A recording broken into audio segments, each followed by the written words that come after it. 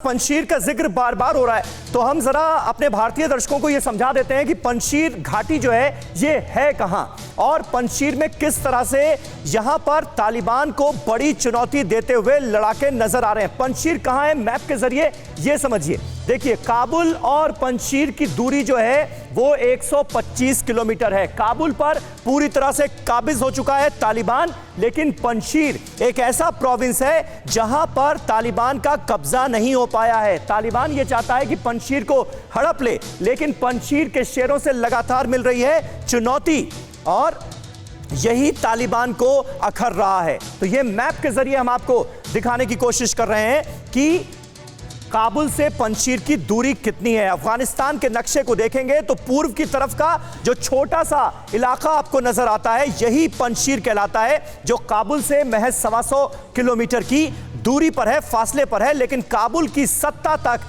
तालिबानी पहुंच चुके हैं। तालिबानियों के लिए पंजशीर में दाखिल होने का मतलब मौत को दावत देना है, क्योंकि यहां पर एंटी तालिबान फोर्सेस की ताकत भी बहुत ज्यादा बढ़ चुकी है। बहुत सारे आम नागरिक भी पंजशीर के शेरों को ज्वाइन कर चुके हैं क्योंकि वो तालिबान से मुकाबला करना चाहते हैं। पंजशीर क्यों अजय है? क्योंकि इससे पहले जब तालिबान का शासन हुआ था 20 साल पहले भी, तब भी पंजशीर जो था वो आजाद था। ऐसा क्यों? ये देखिए, ये हम आपको दिखा रहे हैं पंजशीर घाटी का एक नजारा। पंजशीर क्यों अजय? पंजशीर काबुल के उत्तरी इलाके में ऊंचे ऊंचे पहाड़, जैसा कि आप देख सकते हैं, ऊंचे ऊंचे पहाड़ों वाला ये चट्टानी इलाका है और बीच में पंजशीर नदी बहती है। ये देखिए, चट्टानी इलाका है, पूरा पहाड़ी इलाका है और पंजशीर नदी जो है वो बीच में बहती है और नदी के दोनों तरफ की जो पहाड़ियां हैं वो बड़ी बड़ी चट्टानों से बनी है, जहां तक जाना नामुमकिन होता है। और यह बहुत बड़ा एज है पंजशीर के शेरों के लिए। पंजशीर घाटी तक पहुंचने और बाहर निकलने का जरिया 150 किलोमीटर के दायरे में बहने वाली नदी के सहारे ही हो सकता है। लेकिन चारों तरफ की ये जो नुकीली नुकीली चोटियां हैं, नुकीली पहाड़ियां हैं, ये हर कोने पर नजर रखने में बहुत बड़ी मददगार साबित होती हैं। यहां पर लड़ाके मौजूद होते हैं और उन्हें पता चल जाता है दुश्मन की मूवमेंट के बारे में। यह बहुत बड़ा एज है पंजशीर के शेरों के लिए।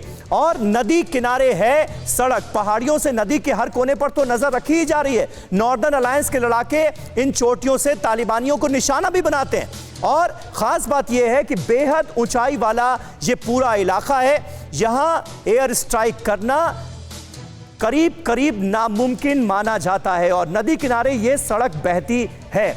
इससे पहले हमने आपको पंजशीर के लड़ाकों के कई वीडियोस दिखाए और उसमें आपने इस इलाके को समझा, लेकिन मैप के जरिए हम आपको इस इलाके की पूरी स्थिति जो है वो बताने की कोशिश कर रहे हैं और सिवाज साहब और बेहतर तरीके से हमें समझा पाएंगे कि ये कितना बड़ा एज है पंजशीर के लड़ाकों के लिए, एंटी तालिबान फोर्सेस के लिए। सिवाज साहब देखो समीर, इसमें 3-4 और बातें हैं। एक तो ये है कि ये जो टरेन है पंजशीर की, ये डिफेंडर के लिए बेटर है, क्योंकि पंजशीर में नॉर्दर्न अलायंस ने डिफेंसिव ले रखी हैं, तो वो अटैकर जो है उसको बिल्कुल 90 डिग्री चलना पड़ता है और कोई सरप्राइज नहीं, और वो बिल्कुल एक प्रकार ओपन में है, तो डिफेंडर उसको आराम से फायर करके बर्बाद कर सकता है। दूसरी बात, लंबी बड़ी बड़ी हाइट्स हैं, वहां पर एंटी एयरक्राफ्ट गन को लगाओ तो जहाज को गिरा सकते हो और दुश्मन का जहाज वहां पर ज्यादा काबिल वार नहीं कर सकता। ठीक है, तो इसलिए डिफेंडर एक ठीक है। सिवाज साहब,